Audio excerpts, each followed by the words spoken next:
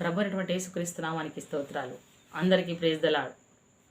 Parvati, corona Parvati, పండ్ల పార్వతి అంటే కరోనాని మేమందరం కరోనా వైరస్లా విస్తరిస్తున్నామని నీవే చెప్పావు ప్రవీణ్ పగడాల గారు మరణించిన తర్వాత. పండ్ల పార్వతి ఏమిటంటే నీ నోట్లున్న ప్రతి పన్నుకు కొద్ది గ్యాప్ ఉంటుంది కదా, నీకు అక్కడ మాటలు మాట్లాడరాదు. ఎందుకంటే నువ్వు మాట్లాడే ప్రతి మాట తొందర పాటతో మాట్లాడి వల్గర్గా మాట్లాడతావు. ఒకటి అర్థమైతే ఒకటి అర్థం కాదు. ఆ మాటలు వింటుంటే నిన్ను చూస్తుంటే అసహ్యం వేస్తుంది, ఒక్కోసారి జాలి కూడా వేస్తుంది. ఎందుకు అని అంటే మంద బలం చూసుకొని కుక్క మురిగిందట. అందరి బలాన్ని చూసుకొని నువ్వు మురుగుతావు కదా అప్పుడప్పుడు, అందుకే అలా అనిపించింది నాకు. కాబట్టి నీవు షాలేం రాజు గారి వీడియో నీవు నీ ఛానల్లో పెట్టి ఏం చూయించావు?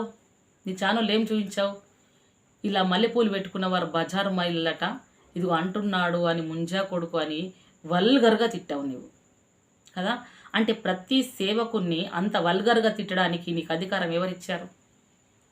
నీకు ఏం అధికారం ఉందని తిడుతున్నావు? సేవకురా కాలి గోటికి కూడా సరిపోలేనిది జీవితాలు మనవి.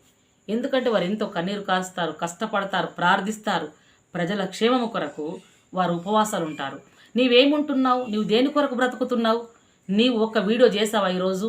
హాయ్ గొర్రెల్స్ అనేదాకా వీడియో చేయవు, లైవ్ పెడతావు, గొర్రెలందరూ రండ్రి అని అంటావు కదా. తెలియని ప్రజలు నీ లైవ్కి వచ్చినప్పుడు నీవు నీ భర్త లైవ్లో కూర్చొని మీరు మాట్లాడే మాట ఒకరోజు నేను విన్నాను, వల్గర్గా. నిజంగా ఆ మాటలు ఐందవ స్త్రీలలో నీ ఒక్కదానివే మాట్లాడతావు, ఎవ్వరు మాట్లాడరు, అందరూ గౌరవాస్పదంగా బ్రతుకుతారు. నీవు ఏకైక స్త్రీవి మాత్రమే అంత వల్గర్గా మాట్లాడతావు. ఇంత వల్గర్గా నువ్వు మాట్లాడడానికి రీజన్ ఎంత తెలుసా?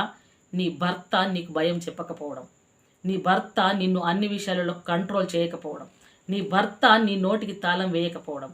అంటే తెగిన పతంగి ఏ విధంగా ఎటేటంటే ఉరుకుతుందో నీవు కూడా అదే రీతిగా విశ్వాసులను, క్రైస్తవులను అదే విధంగా తిడతావు.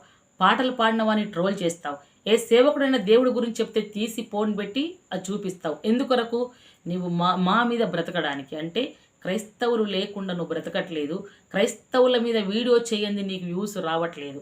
ఎందుకు అలా చేస్తున్నావు? నీవు ఒకవేళ నువ్వు ఐందవ స్త్రీవి అయితే, నిజమైంది అయితే, నీవు నిజముగా నీ దేవుడి మీద నీకు భక్తి ఉంటే ఒక్క రోజైనా అనగా మా క్రైస్తవుల పేరు పెట్టకుండా నీ దేవుళ్ళ గురించి నువ్వు ప్రచురించుకో, ఎవరన్నా వింటారేమో. నీ దేవుళ్ళ గురించి నువ్వు గొప్పతనం చెప్పుకో, ఎవరన్నా వింటారేమో. అది వినరు కాబట్టే ప్రతిసారి మమ్మల్ని తీసుకెళ్ళుకుంటూ బయట పెడతావు. కానీ నీవు పెట్టిన ఆ వీడియో షాలేము రాజు చేయబట్టి ఐందవ స్త్రీల రోడ్డు మీదకి రాలే. నీవు పెట్టిన చూడు వీడియో, మొదట్లో నీవు పెట్టిన ఆ వీడియో నీవు బజార్ మీదకి ఐందవ స్త్రీలను తీసుకొచ్చావు. ఎందుకు తీసుకొచ్చావు తెలుసా? అక్కడ ఐందవ స్త్రీలు ఫ్లవర్స్ పెట్టుకొని ఈ రీతిగా ఉంటారు బజారులలాగా అని షాలేం రాజు అనలే.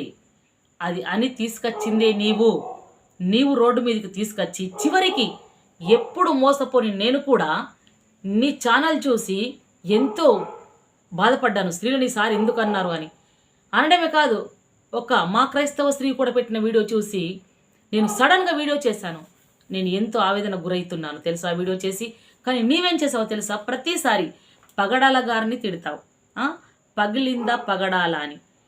నీవు ఏ గుళ్ళల కన్నా వెళ్తే అక్కడ క్రైస్తత్వాన్ని తిడతావు. అది నీ లైఫ్ స్టైల్. నీవు ఎక్కడైనా సమాజం అందరు ఒక్కటే కనబడితే క్రైస్తవులని తిడతావు. ఎందుకు క్రైస్తవులను తిడతావు? క్రైస్తవులు నీకేమైనా ద్రోహం చేశారా?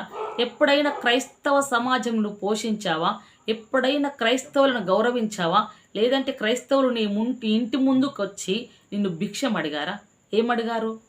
ఏమన్నా అడిగారా? నీ జోలి, నీ మాట మాట్లాడడానికి మేమందరము అసహించుకుంటాము, స్త్రీలమే అసహించుకుంటాం. ఎందుకో తెలుసా? నీ మాట ఎలా ఉంటుందనంటే, నీ నోరు ఎలా ఉంటుందనంటే, ఈ భారతదేశంలో ఏ స్త్రీకి ఉండనంత నోరు నీకు ఉంటుంది. అంత వల్గర్గా నువ్వు మాట్లాడతావు. నీ భర్త పక్క నుంచి కూడా నేను మాట్లాడుతున్నావు అని అంటే శబాష్, నీవు ఒక స్త్రీవేనా? స్త్రీకి ఉండవలసిన లక్షణం నీలో ఉందా? నువ్వేమన్నావు? మేమందరం కరోనా వైరస్లా విస్తరిస్తామన్నావు. కరోనా వైరస్లా విస్తరించేది నీవే, నిజమే, అది ఒప్పుకున్నావు. అంటే కరోనా వైరస్ ఊపిరాడకుండా చేస్తుంది. అంటే క్రైస్తవ సమాజానికి, క్రైస్తవులకు ఊపిరాడకుండా చేసి ఈ క్రైస్తవులందరినీ ఏం చేయాలనుకుంటున్నావు?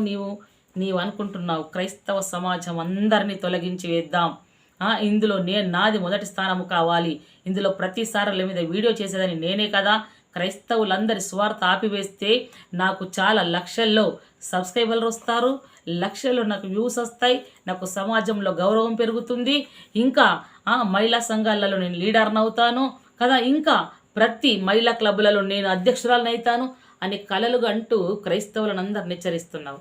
కానీ నీ నోటికి తాళం వేస్తా. ఎందుకో తెలుసా? నీవు మా క్రైస్తవుల పేరు పెట్టకుండా ఈ రోజు నుంచి వీడియో తీ. నీకు దమ్ముంటే, నీకు ధైర్యం ఉంటే, నీకు ప్రేమ ఉంటే నీ దేవుడి మీద నువ్వు చెప్పుకో. దానిని మేము ఏదైనా ట్రోల్ చేస్తే మమ్మల్ని అడుగు. నీవు మా జీవితాలలోకి, క్రైస్తవులలోకి, క్రైస్తవ జీవితాలను గనక, దైవజనులను గనక ట్రోల్ చేస్తే నీ నోటికి తాళం ఎలానో తెలుసా? నీ పనులు ఏదో విధంగా సందులున్నాయి. ఆ సందులున్న పనులను ఒక దగ్గరికి తేవడానికి క్లిప్పులు వేస్తారు. అదే క్లిప్పు నీ నోటికి వేస్తాం. ఎందుకనంటే ఇంకోసారి క్రైస్తవ స్త్రీలను మాట్లాడడం, క్రైస్తవులు అనడం మానేయి. ఏంటి నువ్వు పెట్టిన పాట వాడుకో, వాడిపోక ముందే వాడుకో అని ట్రోల్ అయ్యింది అని అంటున్నావు. మా దేవుణ్ణి మేము పూజించుకుంటున్నాం. ప్రభా, మేము లోకంలో నశించిపోక ముందే మమ్మల్ని నీ సేవ పరిచర్యలు నిలబెట్టుకొని వాడుకో అని. ఇది నీకు తప్పు కొట్టిందా? ఇది నీకు తప్పు కొడితే నువ్వెవరిని వాడుకుంటున్నావు? నువ్వు మమ్మల్ని క్రైస్తవులను వాడుకొని బ్రతుకుతున్నావు. అంటే నువ్వేం చేస్తున్నావు? క్రైస్తవుల దగ్గర ప్రతిరోజు భిక్షం ఎత్తుకుంటున్నావు. నిజముగా క్రైస్తవుల దగ్గర నువ్వు భిక్షం ఎత్తుకుంటున్నావు. ఎలానో తెలుసా? హాయ్ గొరెల్స్ అని పొద్దున్న లేవగానే అడుగుతున్నావు. లైవ్ చేసేటప్పుడు కూడా హాయ్ గొరెల్స్ అని అడుగుతున్నావు. క్రైస్తవుల దగ్గర భిక్షం ఎత్తుకోకుండా బతకని నీవు క్రైస్తవుల గురించి మాట్లాడే అధికారం నీకు ఉందంటావా? నీకు ఉందా? ఎలా ఉంది నీకు? ప్రవీణ్ పగడాల గారిని మరణించినప్పుడు నీవన్న మాటల్ని బట్టి నీతో వీడియో చేయాలి. కానీ ఎందుకో నీవంటే నాకు చాలా అసహ్యం. ఎందుకో తెలుసా? నువ్వు స్త్రీకి కలిగిన లక్షణం కూడా నువ్వు కలిగి ఉండవు కాబట్టి. ఎందుకంటే ఇక నుంచి అయినను బుద్ధి తెచ్చుకొని నీవు ఒక స్త్రీవన్న సంగతి జ్ఞాపకం ఉంచుకొని ఎక్కడ, ఎలా, ఏ విధంగా మాట్లాడాలో తెలుసుకో. ఏర్పరచబడిన వారిని సహితము పడగొట్టే రోజుల్లో ఉన్నామనేది మర్చిపోయి నువ్వు వీడియో చేసి అసభ్యకరంగా తిడుతుంటే మా క్రైస్తవ స్త్రీ కూడా చేసింది కదా అనుకున్నాను తప్ప నేను వీడియో పూర్తిగా చూడలేను. వింటున్నావా? నీవు ఒక రోజు ఒక బ్రదర్ని తిడుతున్నావు, వాళ్ళమ్మను, ఆయనను, ఆ ఛానల్లో ఉంటుండి ఎంత ఘోరంగా తిట్టావు నీవు. ఆ బ్రదర్ని తిడితే నీ పరువు ఏంది? నీ పరిస్థితి ఏంది? కాబట్టి క్రైస్తవులను అనడం మానే. షాలేం బ్రదరు బజారుకు ఇడవలేడు. కేవలం 5వ స్త్రీలను బజారుకు ఈడ్చింది పార్వతి. నీవన్న మాటలతోనే బజారుకు ఈడ్చబడ్డారు వాళ్ళు. ఎందుకో తెలుసా? వారిని పేరు పెట్టి అనలేడు కాబట్టి వారిని పేరు పెట్టి అంటున్నాడు. పూలు పెట్టుకున్న వాళ్ళని అంటున్నాడు. తిట్టి గేలి చేసి ఏలన చేసింది నీవే. కాబట్టి నువ్వు జాగ్రత్తగా చూసుకో. నీ వల్ల నా కనులు కూడా గుడ్డితనం కలిగాయి ఒకేసారి. నేను కూడా పొరపడ్డాను. అంటే నీవు ఎంతగా అపవాది నిన్ను ఎంతగా వాడుకుంటుంది. నువ్వు మనిషివా సాతానువా అనేది నన్ను నేనే మర్చిపోయాను ఒకేసారి. అలా ఉంది జీవితం. కాబట్టి మార్చుకో పార్వతి, బ్రతుకు మార్చుకో. నీ భర్త గౌరవం నీకు గౌరవం ఉంటుంది. సరేనా? Praise the lord.